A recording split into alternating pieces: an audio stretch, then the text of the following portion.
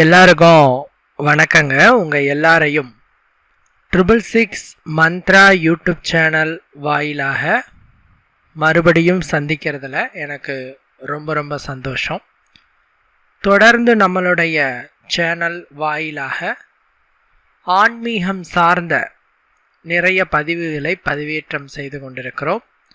உங்களுடைய மேலான ஆதரவும் நமக்கு தொடர்ந்து கிடைத்து கொண்டே இருக்குது. அந்த வகையில் இன்னைக்கு இந்த வீடியோ பதிவில் நாம் பார்க்கக்கூடிய ஒரு ஆன்மீக தகவல் என்னவென்றால், 9 மிளகு கையில் இருந்தால் போதும் எப்பேற்பட்ட பிரச்சனையையும் நீங்கள் சவால் விட்டு தீர்க்கலாம். அது என்னங்கிறத இந்த வீடியோவில் விளக்கமாக பார்க்கலாம். பதிவை முழுமையாக பாருங்கள்.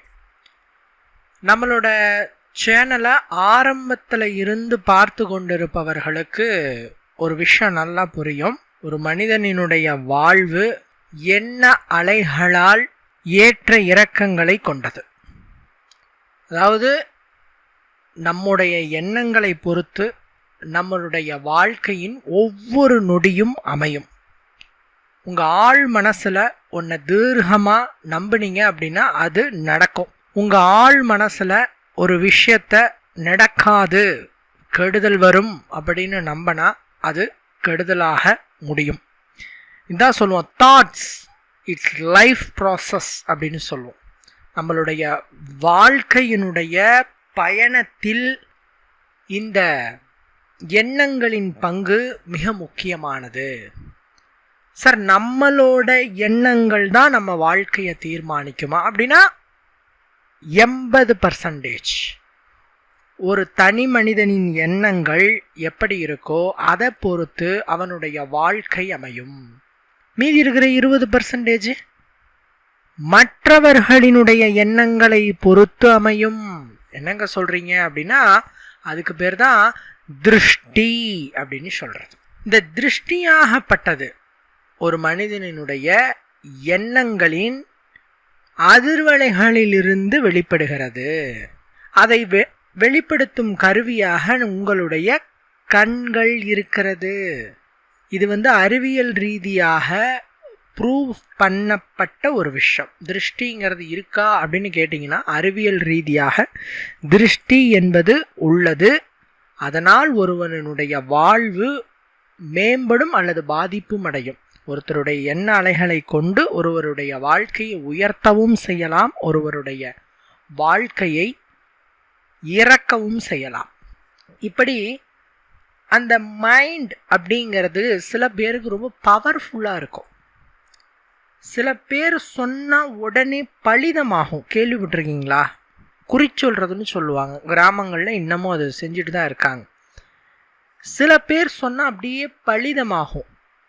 பிகாஸ் அவங்களுடைய எண்ணங்கள் அது ரொம்ப ஸ்ட்ராங்காக இருக்கும்போது அது உங்களுக்கு நிச்சயம் நடக்கும் அப்படின்னு அவங்க எண்ணங்களை செலுத்தினாங்கன்னா அது உங்களுக்கு நடைபெறும். ஒரு கெட்ட காரியங்கள் செஞ்சிடுறாங்க இந்த மாந்திரீகத்தை பயன்படுத்தி. ஏவல், பில்லி, சூனியம் இதெல்லாம் இந்த எண்ணங்களை பயன்படுத்தி தான். ஒருத்தரை அழியணும் அப்படின்னு சொல்லி மந்திரங்களை சொல்லி ஒருத்தர் மேலே ஒரு விஷயத்தை செஞ்சோம், ஏவல், பில்லி, சூனியத்தை செஞ்சோம் அப்படிங்கிற பட்சத்தில் நீங்கள் யாருக்கு ஏவி விடுறீங்களோ அந்த நபர் சர்வநாசம் ஆகிவிடுவார்கள். ஸோ எல்லாமே அதிர்வலைகள் சார்ந்தது. நம்ம சுற்றி இருக்கிற வைப்ரேஷன்ஸ்க்கு பவர் மோஸ்ட் வெரி பவர்ஃபுல். சரிங்களா? சில பேர் பாருங்கள், ஒரு வீட்டில் இறப்பு ஏற்பட்டுடுச்சு அப்படின்னு சொன்னால் அன்னைக்கு ராத்திரியோ அல்லது அடுத்த ஒரு 10 நாளைக்கு அந்த இறந்த நபர் அந்த வீட்டையே சுற்றிக்கிட்டு இருக்கிற மாதிரியே இருக்கும். அது ஏன் அப்படின்னா அவங்களுடைய அதிர்வுகள் அந்த வீட்டில் இருந்துகிட்டே இருக்கும். அதனால தான் அவங்க பயன்படுத்தின உடைமைகளை அப்புறப்படுத்தி விடுங்கள் அப்படின்னு சொல்கிறது அதனால தான். ஏன்னா அந்த உடைமைகளில் அவர்களுடைய எண்ணங்கள் அதிகமாக இருக்கும். ஸோ அவர்கள் அங்கேயே இருக்கிற மாதிரியான ஒரு உணர்வு, ஒரு மாய உணர்வு ஏற்படும். ஸோ அதனால தான் சொல்லுவாங்க, கல்லடி பட்டாலும் படலாம், கண்ணடி படக்கூடாது. அதனால் திருஷ்டி என்பதை எப்பொழுதும் உங்களுடைய வாழ்க்கையில் அண்டாதவாறு பார்த்து கொள்ளணும். சார், எப்படி சார் நாங்கள் இந்த திருஷ்டியில இருந்து தப்பிப்பது அப்படின்னு கேட்டால் அதற்கு நம் முன்னோர்கள் நிறைய வழிமுறைகளை சொல்லிவிட்டு சென்றிருக்கிறார்கள். அதில் ஏதாவது ஒரு வழிமுறையை நீங்கள் கொஞ்சம் சீரியஸாக கேட்ச் பண்ணி அதை நீங்கள் லைஃப்பில் டெய்லி யூஸ் பண்ணீங்க, அல்லது வாரத்துக்கு ஒரு முறை யூஸ் பண்ணீங்க, அல்லது மாதத்திற்கு ஒரு முறை யூஸ் பண்ணீங்கன்னா அவ்வளவு நல்லது. அதில் ஒன்று தான் இந்த மிளகு பயன்படுத்தி திருஷ்டி எடுக்கிற முறை. நம்ம வீட்டில் இருக்கிற இந்த மிளகு ஒரு அமானுஷ சக்தியினை கொண்டது. மருத்துவ ரீதியாக பன்மடங்கு பயனினை அளிக்கிறது. அதாவது ஒரு கை மிளகு இருந்தால் பகைவன் வீட்டிலும் உணவு அருந்தலாம் அப்படிங்கிற ஒரு பழமொழி இருக்குது, கேள்விப்பட்டிருக்கீங்களா? அதுக்கு என்ன அர்த்தம் அப்படின்னு கேட்டால், அந்த காலத்தில் எதிரிகள் வீட்டுக்கு போய் சாப்பிட்றதுக்கு அஞ்சுவாங்க. ஏன்னா அவன் ஏதாவது சாப்பாட்டில் கலந்து வச்சுட்டா, அதாவது விஷம் மாதிரி இல்லை, வசிய மருந்து மாதிரி, இடுமருந்து அப்படின்னு சொல்லுவாங்க அது பேர். அதை கொஞ்சம் கலந்து வச்சிட்டோம்னா அந்த சாப்பிட்ட நபர் மெதுவாக அவருடைய சிந்தனையை இழந்து ஒரு மாதிரி ஆகி லைஃப்பில் கஷ்டப்பட்டு இறுதியில் இறந்தே போயிடுவாங்க. அதுக்கு பிறகு இடுமருந்து ஸ்லோவாக வேலை செய்கிற ஒரு விஷ மருந்து மாதிரி. இதை வச்சிருவாங்க அந்த காலத்தில். அவங்க எதிரியாக இருப்பாங்க, நல்ல முறையில் பேசி சமாதானமாகிற மாதிரி ஆகி வீட்டுக்கு கூப்பிட்டு சாப்பாடு செஞ்சு போட்டு அதில் கலந்து வச்சுருவாங்க. மேக்சிமம் நான்வெஜ்ஜில் தான் இதை கலந்து வைப்பாங்க. இடுமருந்துன்னு இதுக்கு பேர். இந்த ஒரு விஷயம் ஒருத்தரை அஃபெக்ட் பண்ணாமல் இருக்கணும்னா, நீங்கள் யார் எதிரின்னு நினைக்கிறீங்களோ அவங்க வீட்டில் சாப்பிட்ட உடனே ஒரு கை அளவுக்கு மிளகை எடுத்து, ஒரு கைனா ஒரு 2 ஸ்பூன் 3 ஸ்பூன் அளவுக்கு மிளகை எடுத்து அப்படியே வாயில் போட்டு மென்று தின்னு தண்ணீரை குடிச்சிட்டிங்க அப்படின்னு சொன்னால் அந்த மிளகு போய் அந்த இடுமருந்தை முறிச்சிடும். எப்பேற்பட்ட வசிய மருந்தாக இருந்தாலும் அதை எடுத்து விட்டுரும். அதனால தான் ஒரு கை மிளகு இருந்தால் பகைவன் வீட்டிலும் உணவு அருந்தலாம் அப்படிங்கிற பழமொழி. அப்பேற்பட்ட அந்த மிளகு பைரவரினுடைய அனுகிரகம் பெற்றது. பைரவ கணங்களாக இந்த மிளகை சொல்லுகிறோம். பைரவ கணங்களாக 2 பொருட்களை சொல்லுவோம். ஒன்று வெண்கடுகு அப்படிங்கிற பொருள். இந்த வெண்கடுகு அப்படிங்கிறத நீ நாட்டு மருந்து கடையில் வாங்கிட்டு வந்துட்டு சாம்பிராணி புகை போடும்போது இந்த வெண்கடுகை சேர்த்து வீட்டில் புகை போட்டிங்கன்னா இந்த வெண்கடுகு புகையிலிருந்து வெளிப்படுவது பைரவ கணங்களாக இருக்கும். அதாவது பைரவ கணங்கள் அப்படின்னா சிவனுக்கு வேலை செய்கிறது பூதகணங்கள். பைரவரினுடைய சேவைக்காக இருப்பவர்கள் பைரவ கணங்கள் அப்படின்னு சொல்கிறோம். இவர்கள் உங்களுடைய குடும்பத்தை ரட்சித்து காப்பார்கள். இவர்கள் உங்கள் வீட்டில் இருக்கிற திருஷ்டி, ஏவல், பில்லி, சூனியம், செய்வனை ஆகியவற்றை நீக்குவார்கள். நிறைய பேர் நம்மக்கிட்ட சுவாமி எங்கள் வீட்டில் அது இருக்குது இது இருக்குது, ஏதாவது ஒன்று செய்யுங்க அப்படின்னு சொல்லுவாங்க. எப்படியாவது எடுத்து விட்டுருங்க அப்படிமா. ஒன்றும் இல்லை, வெண்கடுகு புகை போடுங்க. சாம்பிராணியில் வெண்கடுகு புகையை வீடு முழுவதும் போட்டீர்கள் அப்படின்னு சொன்னால் அந்த வீட்டில் எப்பேற்பட்ட கெட்ட காரியங்களை செய்து வைத்திருந்தாலும் அது அடியோடு நீங்கும். அந்த வெண்கடுகு மாதிரியே பைரவ கணமாக வரக்கூடிய இன்னொரு பொருள்தான் இந்த மிளகு. உங்களுக்கு தெரியும், தேய்பிறை அஷ்டமி நாளன்று 27 மிளகுகளை வெள்ளை நிற துணியில் வைத்து மூட்டையாக கட்டி அகல் விளக்கில் வச்சு நல்லெண்ணெய் ஊற்றி தீபம் போடுறது. இதுக்கு பேர் பார்த்தீங்கன்னா மிளகு தீபம் அப்படின்ட்டு பேர். இதை சிவாலயங்களில் தேய்பிறை அஷ்டமி நாளில் ராகுகால வேலையில் ஏற்றுறது ரொம்ப சிறப்பு. ஏன் சார் ராகுகால வேலை அப்படின்னு பார்த்தா, இந்த ராகுகால நேரத்தில் தான் சொரணாகிருஷ்ண பைரவர்கிட்ட இருந்து லக்ஷ்மி செல்வத்தை வாங்கும் நாள். தேய்பிறை அஷ்டமி நாளன்று வரும் ராகு காலத்தில் சொரணாகிருஷ்ண பைரவர் இடத்திலே லக்ஷ்மி செல்வங்களை பெறுகிறாள் என்று சாஸ்திரம் சொல்லுது. ஸோ அந்த டைமுக்கு போய் அவருக்கு இஷ்டமான இந்த மிளகினை வைத்து நாம் தீபம் ஏற்றும் போது, இந்த மிளகு தீபத்தை ஏற்றும் பொழுது அற்புதமான பலன்களை நீங்கள் பெறுவீர்கள். அந்த மிளகை நீங்கள் திருஷ்டி எடுப்பதற்காக எப்படி பயன்படுத்தலாம் அப்படின்னு நான் சொல்ல போகிறேன். சரிங்களா? பொதுவாக திருஷ்டி எப்போ சார் எடுக்கணும் அப்படின்னு கேட்பாங்க. என்ன கிழமைகளில் எடுக்கணும்? அமாவாசை மற்றும் ஞாயிற்றுக்கிழமைகளில் திருஷ்டி எடுக்கணும். கிழமைகளில் ஞாயிற்றுக்கிழமை தான் ரொம்ப உசிதம் திருஷ்டி எடுப்பதற்கு. திதிகளிலே அமாவாசை திதியாகப்பட்டது திருஷ்டி எழுப்பதற்கு உகந்த திதி. 9 மிளகுகளை கையில் எடுத்துக்கொள்ள வேண்டும். 9 மிளகுகளை கையில் எடுத்துக்கொண்டு உங்கள் வீட்டுக்குள் இருக்கக்கூடிய அத்தனை நபர்களையும் வெளியே வர சொல்லி கிழக்கு பார்த்தவாறு அமர வைத்து கொள்ள வேண்டும் அல்லது நிற்க வைத்து கொள்ள வேண்டும். அவர்களுடைய தலையை வலதுபுறம் 3 முறையும் இடதுபுறம் 3 முறையும் சுற்ற வேண்டும். இது வீட்டில் இருக்கிற பெரியவங்க சுற்றலாம். அது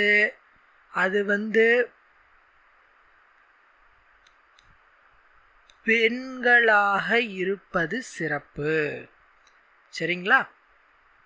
இப்படி வலது பக்கம் 3 முறை இடது பக்கம் 3 முறை சுற்றிட்டு இந்த மிளகை எடுத்து கொண்டு போய் நெருப்பிலோ அல்லது 3 சாலைகள் இணையும் இடத்திலோ, இதை முச்சந்தி அப்படிங்கிற பெயரால் அழைப்போம், இந்த இடங்களில் நீங்கள் போட்டு விட வேண்டும். இப்படி போட்டால் திருஷ்டி பரிபூரணமாக நீங்கிவிடும். சரிங்களா? இது ஒரு மெத்தட். 9 மிளகினை வைத்து செய்யக்கூடிய முறை. இப்போ இதை தனி நபருக்காக செய்யணும்னா, சார் இது ஃபேமிலிக்கே செய்கிறதா இருந்தால், இது தனி நபருக்கு செய்கிறதா இருந்தால் 5 மிளகை எடுத்துக்கணும். 5 மிளகை எடுத்துக்கிட்டு உங்கள் தலையை நீங்களே வலது பக்கம் 3 முறையும் இடது பக்கம் 3 முறையும் சுற்றி ஒரு மிளகை எடுத்து கிழக்கு திசையிலும், இன்னொரு மிளகை எடுத்து மேற்கு திசையிலும், இன்னொரு மிளகை எடுத்து தெற்கு திசையிலும், இன்னொரு மிளகை எடுத்து வடக்கு திசையிலும், கடைசியாக 5வது இருக்கும் மிளகை உங்களினுடைய மேலே, அதாவது தலைக்கு மேலே போட்டுறணும், வானத்தை நோக்கி. இப்படி செஞ்சீங்க அப்படின்னு சொன்னால் உங்களை பிடித்த திருஷ்டி முற்றிலுமாக நீங்கிவிடும். இது திருஷ்டி நீக்குவதற்கான அற்புதமான எளிய வழிமுறை. குழந்தைகளுக்கெல்லாம் செஞ்சு பாருங்கள், நல்ல ரிசல்ட் கிடைக்கும். 2 முறைகளில் எந்த மெத்தடு எல்லாருக்கும் எடுக்கிற மாதிரி இருந்தால் 9 மிளகு, உங்களுக்கு மட்டும் எடுக்கிறதா இருந்தால் 5 மிளகு வச்சு இதை செஞ்சு பாருங்கள். இது இல்லாமல் இந்த திருஷ்டி நீங்குவதற்கு சில வாஸ்து அமைப்புகளையும் நம்மளுடைய வீட்டிலே கொஞ்சம் சேஞ்ச் பண்ணி வைக்கிறது ரொம்ப நல்லது. அதில் நான் சில விஷயங்கள் சொல்கிறேன். ஒன்று தாவரங்களை வளர்ப்பது. பொதுவாக சில தாவரங்களுக்கு நம்மளுடைய வீட்டிற்குள் இந்த திருஷ்டி போன்ற கெட்ட அதிர்வுகள் உள்நுழையாமல் தடுத்து நிறுத்தும் சக்தி இருக்குது. அதில் ஒரு தாவரம் தான் ரோஜா செடி. ரோஜா யாருக்கு தாங்க பிடிக்காது? எல்லாத்துக்குமே பிடிச்ச ஒரு செடினா அது ரோஜா செடி தான். இந்த ரோஜா செடியை நீங்கள் வீட்டில் வளர்த்தீங்க அப்படின்னு சொன்னால் வீட்டுக்குள்ளே அவ்வளவு சீக்கிரம் திருஷ்டி வராது. ஏன்னா இந்த ரோஜா செடி என்பது எதிர்மறை எண்ணங்களையும் நெகட்டிவ் வைப்ரேஷன்ஸ், திருஷ்டி ஆகியவற்றை கிரகித்து கொள்ளும் தன்மை பெற்றது. அதனால தான் வீட்டுக்கு முன்னாடி ரோஜா செடியை வளருங்க. எந்த நிற ரோஜானாலும் வளர்க்கலாம், அது ஒன்றும் பிரச்சனை இல்லை. 1. 2வது, சீன வாஸ்து சாஸ்திரத்தின்படி கண்ணாடி என்பது நெகட்டிவ் வைப்ரேஷன்ஸை நீக்கக்கூடிய சக்தி கொண்டது. பாசிட்டிவ் வைப்ரேஷன்ஸை அப்சர்வ் பண்ணுற சக்தி இருக்குது. அதனால் இந்த கண்ணாடியை நம்மளுடைய வீட்டில் எங்கே மாட்டுகிறோம் என்பதை பொறுத்து நம்மளுடைய வீட்டினுடைய க்ஷேமம் இருக்கும். பொதுவாக இந்த முகம் பார்க்கும் கண்ணாடியை நாம் வீட்டுக்கு முன்னாடி, அதாவது நம்ம வீட்டுக்கு யாராவது ஒருத்தர் வராங்கன்னா அவரோட பார்வை எங்கே முதல்ல படுமோ அந்த இடத்துல மாட்டி வைங்க. செவுத்தலையோ அல்லது உள்ளார நுழையிறாங்க அப்படின்னா அவங்க எதை பார்க்குறாங்க அப்படின்ட்டு அந்த இடத்துல இந்த கண்ணாடியை மாட்டி வைங்க. இது ஏன் சொல்கிறது அப்படின்னு சொன்னால், அந்த உள் நுழையும் நபரினுடைய பார்வையில் இருந்து வரக்கூடிய நெகட்டிவ் வைப்ரேஷன்ஸ் அந்த கண்ணாடியில் பட்டு நீங்கிவிடும். அந்த நபருக்கு, அதாவது பார்த்திங்கன்னா அந்த வீட்டில் இருக்கிற நபருக்கு ஒரு குட் வைப்ரேஷன் கிடைக்கும். நெகட்டிவ் வைப்ரேஷன் முற்றிலுமாக நீங்கிவிடும். இந்த கண்ணாடி பரிகாரத்தை நான் நிறைய பேருக்கு சொல்லியிருக்கிறேங்க. ஏகப்பட்ட பேருக்கு இந்த கண்ணாடி, அதாவது வீட்டுக்குள்ளே வரும்போது ஃபஸ்ட்டு பார்வையில் இருக்கிற இடத்துல இந்த கண்ணாடி மாட்டி வைங்க. சின்ன கண்ணாடியாக இல்லாமல் நல்ல ஒரு, அது பேர் பார்த்திங்கன்னா நிலை கண்ணாடின்னு சொல்லுவாங்க. நல்லா நீளமாக இருக்கும் நிலை கண்ணாடி, நல்லா பெருசாக இருக்கும். அதை மாட்டி வைங்க அப்படின்னு நான் சொல்கிறது. பல இடங்களில் மாட்டி வச்சு நல்ல பலன்கள் கிடைச்சதாகவும் வீடுகளில் நல்ல ஒரு செல்வ வளம் பெருகியதாகவும் சொல்லியிருக்கிறாங்க. நான் பர்சனலாக இதை நான் செஞ்சு பயனடைஞ்சிருக்கேன். சரிங்களா? இது ரெண்டாவது. அடுத்த விஷயம் என்னென்னாங்க, கோமதி சக்கரம் அப்படின்னுட்டு ஒரு தெய்வீக பொருள் இருக்குது. இது கிருஷ்ணரோட பாதம் அப்படின்னு சொல்கிறோம். கோமுகி தீர்த்தத்தினுடைய நீர்த்துளிகளாகவும் அங்கு கிடைக்கும் கற்களாகவும் இதை சொல்கிறோம். இந்த கோமதி சக்கரம் என்பதை நீங்கள் ஆன்லைனில் வாங்கிக்கலாம். நீங்கள் போட்டு செக் பண்ணிங்கன்னா ஆன்லைனில் கிடைக்கும். ரொம்ப சீப்பாக தான் கிடைக்கும். சின்ன சின்ன கற்களாக வாங்கிக்கோங்க. ஒரு 21 பீஸ் வாங்கினீங்கன்னாவே ஒரு 200க்குள்ளேயே வாங்கிடலாம். இல்லைங்க அப்படின்னு சொன்னால் உங்கள் வீட்டுக்கு அருகில் ஆன்மீக பொருட்கள் விற்கும் இடங்களுக்கு போயிட்டு நீங்கள் ஒரு 21 பீஸ் வாங்கிக்கலாம். வாங்கிட்டு 21 பீஸுங்கிறது தோராயமாக நான் சொன்னேன். நீங்கள் வாங்கிட்டு வந்துட்டு உங்களோட வீட்டின் 4 திசைகளிலும் அந்த கோமதி சக்கரத்தை புதைத்தி வைக்கணும். ஒவ்வொரு திசைக்கும் ஒவ்வொன்று வச்சா போதும். கிழக்கு திசைக்கு ஒரு சக்கரத்தை புதைச்சா, 4 மூலைகளுக்கும், வீட்டின் 4 மூலைகளிலும், வீட்டுக்குள்ளே இல்லை, வெளியில் நீங்கள் மண்ணை தோண்டி அதுக்குள்ளே ஒரு கோமதி சக்கரம் போட்டு மூடி வைங்க. இப்படி 4 மூலைகளிலும் 4 கோமதி சக்கரத்தை போட்டு மூடி வைங்க. இது எதுக்கு சார் பண்ணுறோம் அப்படின்னு கேட்டால், இந்த கோமதி சக்கரம் என்பது உங்களுடைய வீட்டையே காக்கக்கூடிய ஒரு சக்தி வாய்ந்த பொருள். எப்படி பகவான் ஸ்ரீகிருஷ்ணரின் கையில் இருக்கக்கூடிய சுதர்சன சக்கரம் இந்த உலகை காப்பாற்றுகிறதோ, அதே போல அவரினுடைய திருப்பாதமான இந்த கோமதி சக்கரமானது உங்களுடைய வீட்டை கவசம் போல் காக்கும். வீட்டுக்குள்ள திருஷ்டி வராது, ஏர்மறை ஆற்றல் வராது, வீடே நல்ல சேமமாக செழிப்பாக இருக்கும். அதற்கு இந்த கோமதி சக்கரம் பயன்படும். சரிங்களா? இது அடுத்தது. இன்னொன்று பார்த்தீங்கன்னாங்க, எப்பயுமே குளிக்கிற தண்ணியில் ஒரு ஸ்பூன் கல்லுப்பு போட்டு குளிங்க. இது எல்லா காலங்களிலும் செய்ய வேண்டாம் என்றாலும் கூட, இப்போ ஒரு கல்யாணத்துக்கு போயிட்டு வரீங்க, அல்லது ஒரு முக்கியமான இடங்களுக்கு போயிட்டு வரீங்க, அதாவது நபர்கள் உங்களை அதிகமான பேர் பார்த்து உங்களுக்கு இந்த திருஷ்டி போட்டாங்க அப்படின்னு சொன்னால், அந்த திருஷ்டி எனக்கு வந்துட்டு அப்படின்னாவே ஒரு மாதிரி சோம்பலாக இருக்கும். நிறைய பேர் சொல்லுவாங்க, அந்த இடத்துக்கு போயிட்டு வந்தாங்க, தூக்கமாக வருது, அடித்து போட்ட மாதிரி இருக்குது, சோம்பலாக இருக்குது அப்படிம்பாங்க. இப்படி இந்த உடல் ரீதியான பிரச்சனை, உடல் வலி, அசதி, சோம்பல், இது எல்லாத்துக்குமே இந்த திருஷ்டி ஒரு காரணமாக இருக்கலாம். ஸோ அப்பேற்பட்ட சூழ்நிலையில் குளிக்கிற தண்ணியில் ஒரு ஸ்பூன் தான். நம்ம நிறைய ஒரு கைப்பிடிலாம் போட்டு நீங்கள் குளிச்சிடாதீங்க. அப்படி தான் ஒரு அன்பர் கேட்டார், சார் நீங்கள் சொன்ன மாதிரி உப்பு போட்டு குளித்தேன் சார், ஒரு நாள் முழுக்க அரிப்பு அடங்கவே இல்லை சார் அப்படின்னாரு. எவ்வளோங்க உப்பு போட்டேன், எவ்வளோங்க நீங்கள் உப்பு போட்டீங்க அப்படின்னு. ஒரு பாக்கெட் உப்பு போட்டேங்க அப்படின்னாங்க. அவ்வளோ உப்புலாம் போட்டு குளிக்கக்கூடாது. சும்மா ஒரு ஸ்பூன் உப்பு போட்டு நீங்கள் குளிச்சிங்கனாவே உடலில் இருக்கிற கெட்டது, அதே மாதிரி உடலில் இருக்கக்கூடிய திருஷ்டி அடியோடு நீங்கிவிடும். சரிங்களா? இது எல்லாமே இந்த திருஷ்டி நீக்குவதற்கான பரிகார முறைகள். இதில் சொல்லப்பட்ட அத்தனையுமே மிக முக்கியமானது. முடிந்த அளவுக்கு நீங்கள் இதை செய்து பாருங்கள். இந்த கடைகளில் ஸ்ரீசக்கரம்னு ஒன்று கிடைக்கும். அந்த ஸ்ரீசக்கர தகடை வாங்கிக்கிட்டு பூஜை அறையில் வச்சு எப்பயும் பிரதிஷ்டை பண்ணி கும்பிட்டீங்க அப்படின்னா, ஸ்ரீசக்கர வழிபாடு எந்த வீடில் செய்யப்படுகிறதோ அங்கு தேவி லலிதா பரமேஸ்வரியினுடைய அருளால் எந்த கெட்டதும் அண்டாது. சரிங்களா? இத்தனை விஷயம் இருக்குது திருஷ்டியில். ஸோ இந்த வீடியோவை இவ்வளவு நேரம் பொறுமையாக பார்த்தமைக்கு ரொம்ப நன்றி. இதில் குறிப்பிட்ட தகவல்கள் அத்துணையும் உங்களுக்கு பயன் தரக்கூடிய வகையில் இருந்திருக்கு நான் நம்புகிறேன். மற்றும் ஒரு தகவலில் சந்திக்கிறேன். நன்றி, வணக்கம்.